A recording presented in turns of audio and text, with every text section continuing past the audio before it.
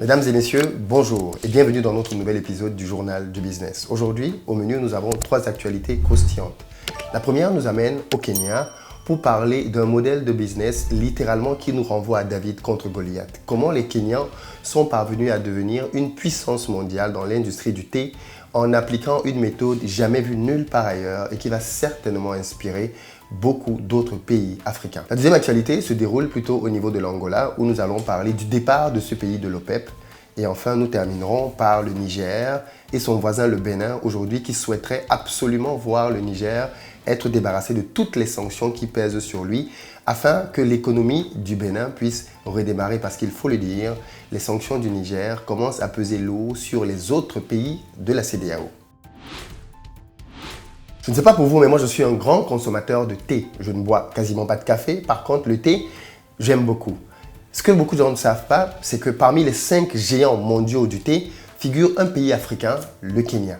Et ce qui est intéressant à relever, c'est qu'en fait, le Kenya est parvenu à se hisser dans ce classement-là grâce à une coopérative inédite dans le monde entier dont nous allons parler aujourd'hui. Parce que c'est littéralement un modèle dans lequel on voit petit David combattre et gagner le grand Goliath. En réalité, quand on prend les 5 grands producteurs de thé au monde, on a la Chine, l'Inde, le Kenya qui est 3e, l'Argentine et le Sri Lanka.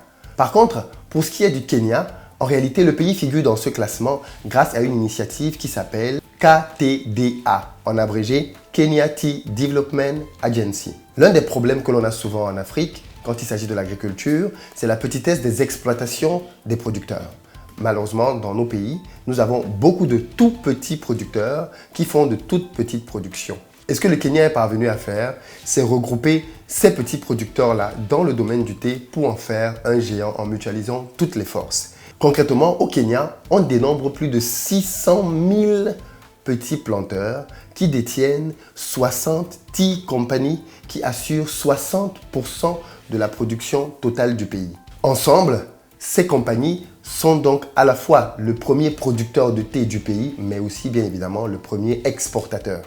On parle quand même de près d'1 milliard de dollars de ventes par an de thé.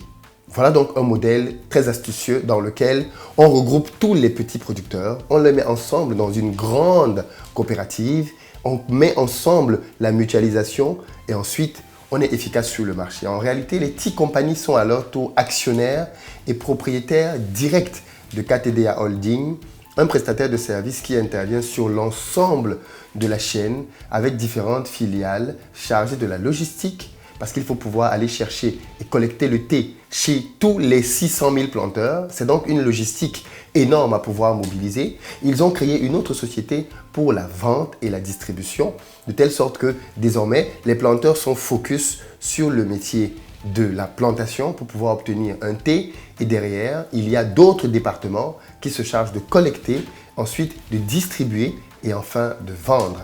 Mais ce n'est pas tout.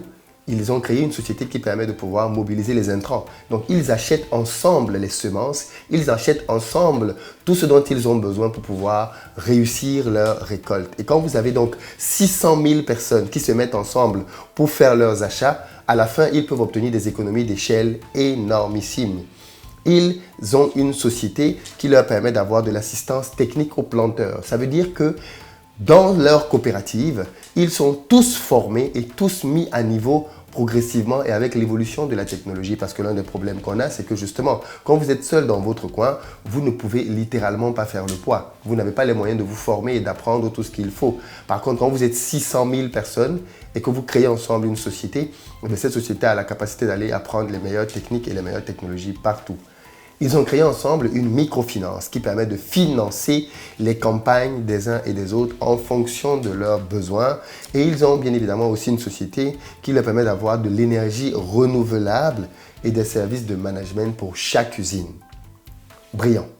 En gros, il y a 600 000 planteurs qui se sont regroupés autour de 60 entreprises qui elles-mêmes appartiennent toutes à une holding qui s'appelle KTDA Holding. Brillantissime. Voilà donc le génie qui a été mis en œuvre au Kenya et qui est unique au monde.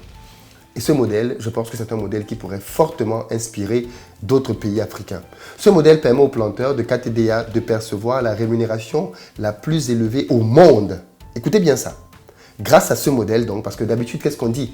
Les planteurs ont du mal à vivre parce que, bien évidemment, ceux qui gagnent le plus d'argent, ce sont ceux qui font de la transformation. Pas au Kenya. Par exemple, pour ce qui est du cacao, en Côte d'Ivoire, on sait que les planteurs ont moins de 10% de l'argent que l'industrie du chocolat peut gagner derrière. C'est-à-dire que les planteurs qui sont toute l'année derrière pour prendre soin des plants de cacao et obtenir ces fèves précieuses sont les misérables de l'industrie. Par contre, de l'autre côté, KTDA, écoutez très bien, ces planteurs parviennent à avoir entre 70 et 75% du chiffre d'affaires de chacune des 60 usines dont on a parlé. C'est juste impressionnant. Impressionnant. Tout en produisant un thé de type CTC. C'est un thé qui est reconnu pour sa qualité et qui affiche une prime de prix aux enchères à Mombasa, principal lieu de commercialisation de ce type de thé au monde. Le Kenya est donc parvenu à peser dans le game et faire que son thé soit vendu chez lui. Les prix ne sont plus fixés ailleurs comme c'est parfois le cas de certaines denrées. Ici, le Kenya est maître du game. Vous imaginez ça? 70 à 75% du chiffre d'affaires revient aux planteurs, ce qui fait des planteurs kenyans les planteurs les mieux rémunérés au monde dans le domaine du thé. Devant les Indiens, devant les Chinois, devant les Sri Lankais, devant les Argentins. Voilà l'Afrique que l'on veut voir. Voilà le type d'initiative que l'on veut promouvoir parce qu'elles nous font bien comprendre qu'il existe des modèles alternatifs. Si on est dans un secteur dans lequel il y a beaucoup de petits planteurs, comme ça peut être le cas dans le domaine de l'anacarde, dans le domaine du cacao, dans le domaine du bananier plantain, se mettre ensemble peut devenir une très bonne stratégie quand il y a une vraie organisation derrière. Et KTDA en est la preuve ultime. Parlons à présent de l'Angola, pays exportateur de pétrole, parmi l'un des plus gros exportateurs de pétrole au monde et deuxième exportateur en Afrique derrière le géant nigérian, a décidé hier, jeudi 21 décembre, de se retirer de l'OPEP. L'OPEP qui est l'organisation des pays exportateurs de pétrole. Pourquoi? Pourquoi l'un des membres décide de se retirer? Eh bien simplement parce que la révision des quotas que cet organisme a voulu lui imposer n'était pas du tout satisfaisante. Le pays a donc décidé de partir. En réalité, il s'agit d'un désaccord profond sur les quotas qui ont été fixés par le cartel. L'Angola a décidé de se retirer de l'organisation des pays exportateurs de pétrole, jugeant qu'il était temps de se concentrer davantage sur ses propres intérêts. Et je pense que ce type de démarche devrait peut-être davantage inspirer les pays africains. Voilà ce qu'il revient du communiqué. Écoutez à présent ce que le ministre des Ressources naturelles, du pétrole et du gaz a dit à la télévision nationale. Il s'agit de M. Diamantino de Azevedo. Jusqu'à présent, nous n'avons pas eu d'influence sur les quotas. Mais si nous devions rester dans l'OPEP, nous subirions les conséquences de la décision de respecter les quotas de production. Ça, c'est un point très intéressant. Les pays africains intègrent bien souvent beaucoup d'organismes dans lesquels ils n'ont aucun poids, dans lesquels ils ne peuvent que subir les décisions et ne sont pas dans une position de pouvoir faire infléchir les décisions. L'Angola a simplement décidé que si les quotas qui ont été fixés ne satisfont pas ses propres objectifs, alors autant mieux se retirer de l'organisation. Déjà, il faut préciser qu'en fin novembre, l'Angola et le Nigeria, les deux poids lourds pétroliers du continent africain, s'étaient montrés mécontents de leurs quotas révisés lors de la dernière réunion ministérielle de l'Alliance. D'ailleurs reportée plusieurs fois en raison de désaccords. L'organisation a décidé de baisser globalement sa production afin de soutenir les prix du pétrole. L'idée ici, c'est de produire moins afin que les prix du pétrole restent hauts. Malheureusement, ce type de décision ne satisfont pas forcément tout le monde. Un pays comme l'Angola avait déjà des contrats avec plusieurs clients. Et quand on décide de baisser sa production, l'Angola pourrait se retrouver dans une position dans laquelle il n'est plus en mesure de tenir ses engagements vis-à-vis de tous ses clients. Et donc, face à ce dilemme, l'Angola a pris la décision sage et ferme de se retirer de l'OPEP. Sans aucune autre forme de commentaire, ils ont décidé de se retirer de l'OPEP. Et je pense que c'est un message clair que les autres pays africains devraient intégrer. Nous sommes dans les organisations, le jour où cette organisation ne travaille plus dans le sens de ce qui nous arrange, on s'en va. Et je pense que si les Africains regardent dans le même sens, il y a plusieurs organisations dans lesquelles on pourrait se demander quelle est la pertinence pour nos pays d'y figurer à ce jour. Impacté par les sanctions de la CEDEAO contre le Niger, le président béninois Patrice Talon milite pour une sortie de crise. Devant le Parlement jeudi, il a appelé au rétablissement rapide des relations entre son pays et le Niger. Nous voulons d'un monde débarrassé des guerres et du terrorisme. Nous croyons à la coexistence pacifique des nations et des peuples. C'est cette même logique qui me pousse à exprimer aujourd'hui notre volonté de voir se rétablir rapidement les relations entre le Bénin et les pays où des coups d'État sont intervenus pour remettre en cause les processus démocratiques. En plus des sanctions de la CEDEAO, l'oléoduc reliant le sud-est du Niger à la côte béninoise avait déjà poussé le chef de l'État béninois à assouplir sa position vis-à-vis de Niamey. Il n'a pas manqué d'adresser de manière discrète et répétée des messages à ses pays frères, notamment le Niger. Car nous sommes convaincus qu'il y a un temps pour condamner, un temps pour exiger et un temps pour faire le point, voire prendre acte. La CEDEAO a de son côté ouvert le 10 décembre dernier la voie à un allègement de ses sanctions conditionnées par une transition courte pour un retour des civils au pouvoir. Le temps passe et les choses vont dans le bon sens pour le Niger. Pour rappel, suite au dernier coup d'État qui s'est tenu dans ce pays, la CEDEAO avait décidé de prendre des sanctions assez dures pour pouvoir contraindre les putschistes à quitter le pouvoir.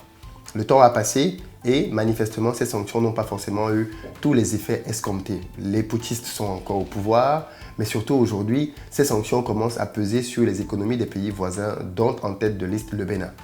Le Bénin, il faut le rappeler, est un pays qui a un port énorme duquel transite l'essentiel des marchandises qui vont au Niger, qui lui est un pays enclavé.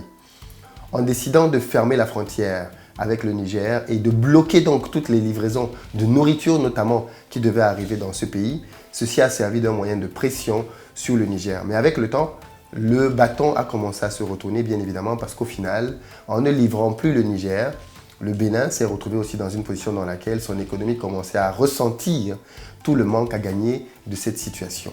Et bien évidemment, aujourd'hui, le Bénin revoit ses intentions et souhaiterait que les sanctions vis-à-vis du Niger soient allégées. Et ceci, bien évidemment, afin que son économie à lui puisse à nouveau respirer.